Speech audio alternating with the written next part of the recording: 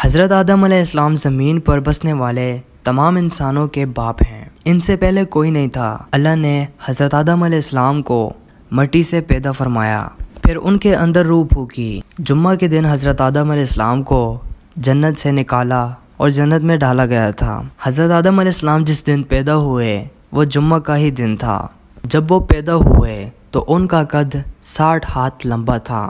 اللہ نے حضرت آدم علیہ السلام کو حکم دیا کہ وہ فرشتوں کو سلام کرے اور سنیں کہ اس کے سلام کا کیا جواب دیتے ہیں۔ حضرت آدم علیہ السلام نے کہا السلام علیکم، تو فرشتوں نے جواب دیا وعلیکم السلام ورحمۃ اللہ، یعنی تم پر اللہ کی رحمت اور سلامتی نازل ہو۔ جب اسلام آیا تو مسلمانوں کو یہی حکم دیا گیا کہ جب وہ ایک دوسرے سے ملے تو السلام علیکم کہیں۔ اللہ تعالیٰ نے حضرت آدم علیہ السلام کو سب چیزوں کے نام سکھائے۔ جب فرشتوں کو حکم ہوا کہ حضرت آدم علیہ السلام کے سامنے سجدہ کرو تو سب نے کیا، مگر ابلیس نے سجدہ کرنے سے انکار کر دیا۔ ابلیس کہنے لگا کہ میں اس سے بہتر ہوں، میں آگ سے بنا ہوں اور یہ مٹی سے بنا ہے۔ ابلیس جنات میں سے تھا جن کو اللہ تعالیٰ نے آگ کے شعلے سے پیدا کیا اور فرشتوں کو نور سے پیدا کیا۔ ابلیس نے اپنے آپ پر غرور اور تکبر کیا، میں اس سے بہتر ہوں۔ اس نے اپنے آپ کو بڑا اور بہتر جانا اور آدم علیہ السلام کو حقیر اور کمتر جانا۔ جب اس نے اللہ تعالیٰ کے حکم کی نافرمانی کی تو اللہ تعالیٰ نے فرمایا اے ابلیس میری بارگاہ سے نکل جا۔ ابلیس سے اس کا مرتبہ چھین لیا گیا اور ابلیس کہنے لگا یا اللہ مجھے قیامت تک کی زندگی دے دے، میں تیرے بندوں کو گمراہ کرتا رہوں گا، ان کو بھٹکاتا رہوں گا۔ شیطان کو جنت سے نکال کے حضرت آدم علیہ السلام کو آباد کیا گیا۔ حضرت آدم علیہ السلام جنت میں اکیلے تھے، ان کا ساتھی کوئی نہیں تھا۔ پھر اللہ تعالیٰ نے حضرت آدم علیہ السلام کی پسلی سے حوا علیہ السلام کو پیدا فرمایا۔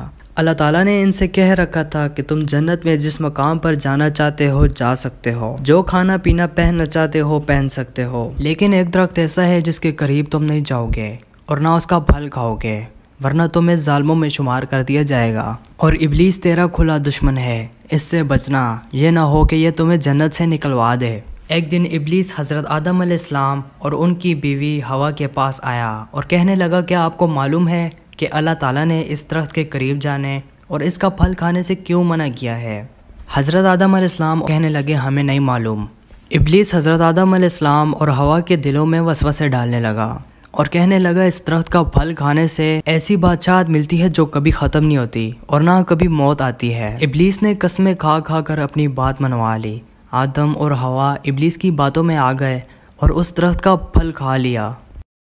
جیسے ہی اس درخت کا پھل کھایا تو جنت کے کپڑے ان کے جسم سے اتار لیے گئے۔ حضرت آدم علیہ السلام اور حوا اپنی اس حرکت پر بڑے شرمندہ ہوئے اور انہیں اس بات کا احساس ہوا کہ انہوں نے اللہ تعالیٰ کے حکم کی نافرمانی کر کے کتنا بڑا گناہ کیا ہے۔ انہوں نے اپنی اس حرکت پہ توبہ کی اور اللہ تعالیٰ سے خوب معافی مانگی۔ اللہ تعالیٰ نے انہیں معاف کر دیا اور ان کو کہا گیا کہ جنت سے اتر جاؤ۔ حضرت صدی رحمۃ اللہ علیہ نے کہا کہ جب حضرت آدم علیہ السلام ہند میں اترے تو آپ کے ساتھ حجر اسود بھی تھا اور جنت کے پتے بھی تھے، پھر آپ نے ان پتوں کو پھیلا دیا، قدرت الہی سے جہاں پتا گرا وہیں خوشبودار درخت ہو گیا۔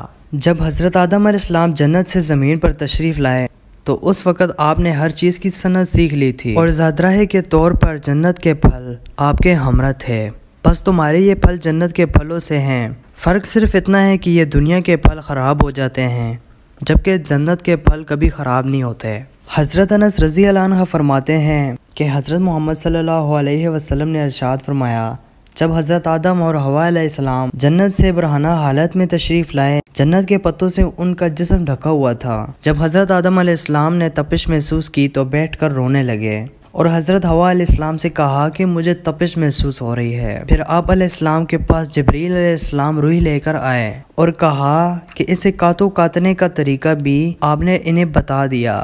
حضرت آدم علیہ السلام کو کپڑا بننے کا طریقہ سکھاتے ہوئے کہا کہ آپ اس سوت سے کپڑا تیار کریں۔ زمین پر پہلا کھانا کچھ اس طرح تھا کہ حضرت جبرائیل علیہ السلام گندم کے کچھ دانے لے کر آئے، اسے زمین میں بویا، وہ اگ آئے، پھر وقت آنے پر ان کو کاٹا، اس طرح آٹے کی روٹی بنائی اور انتہائی محنت کے بعد کھانا ملا۔ کھیتی باڑی کرنے کے علاوہ انہوں نے جانور پالے، اس کے علاوہ کپڑے کی بنائی کی اور اپنے لیے گھر بنائے۔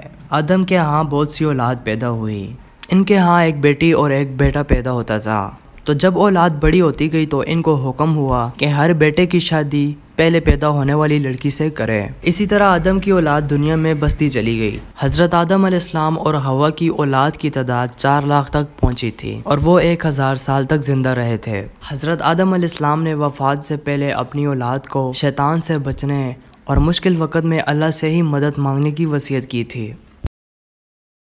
دوستو، اگر آپ ہمارے چینل پہ فرسٹ ٹائم آئے ہیں تو اس چینل کو ضرور سبسکرائب کریں اور ساتھ میں دیے گئے بیل پر کلک کریں۔